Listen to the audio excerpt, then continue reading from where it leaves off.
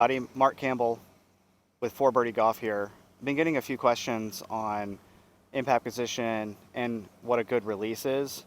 So I think those are great points. So I'm going to demonstrate a couple things that I do and talk about what some of the best players do as it relates to that. So the first thing about achieving a good release is having a good impact position. You can't do one without the other, really. And so what I like to do, we've got videos on backswing mechanics and things like that, but let's get the club into a good position.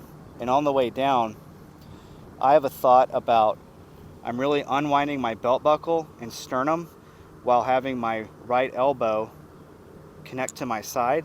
And I'm going to hold this angle, really this angle, if I take my left hand off, my right hand's doing this through the ball. So I've turned out of the way and I've achieved a good impact position and release because of that. And then I just finish on up. It's just very natural.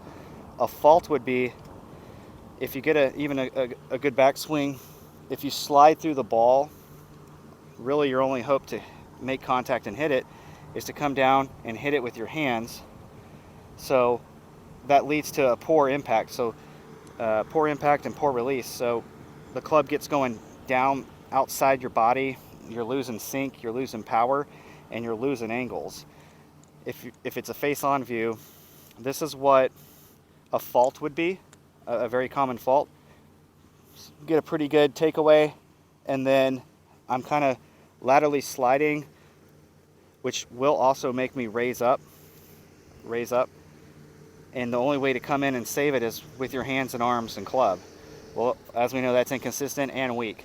So you'll end up with a position that's doing that through impact, or say you do get a decent impact position, you're going to have to flip at it through the ball. So not a good release. A fix on this angle would be when we get it up. Again, I talked about getting my belt buckle first, sternum unwinding towards the target. So that's rotating around, and I've got my right elbow coming into my side, and I'm holding that angle. And because I've turned through it, really the sink, my hands, those positions I achieved on my backswing are all right there in front of me. And you just go ahead and finish on up. So I hope that helps explain it a little bit. What you're going to feel is, the shot happens a lot later. The contact's a little bit later than you're probably used to. Hogan used to say he liked to hit it out of his right ear. And that's what he meant by that. So his body was really moving out of the way. His right elbow was coming in, and it was on an orbit around his body. It wasn't coming in and getting disconnected, disjointed on the way down. He was keeping that sink, and he was orbiting around his body, and that turn will allow the impact to happen. The release happens after the ball strike, and you come on up and through it.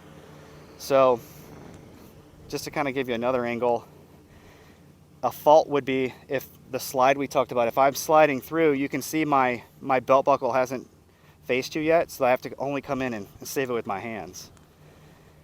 If we get to the good position and I start rotating my belt buckle to you, then my sternum, and keeping that right elbow close, I've got a good impact position and release, and that setup has really just been carried through to the ball. See, that's how I set up. There's been no manipulations with my hands and arms. So give that a shot. I hope it works out for you. If you have any other questions, let me know, and have fun out there.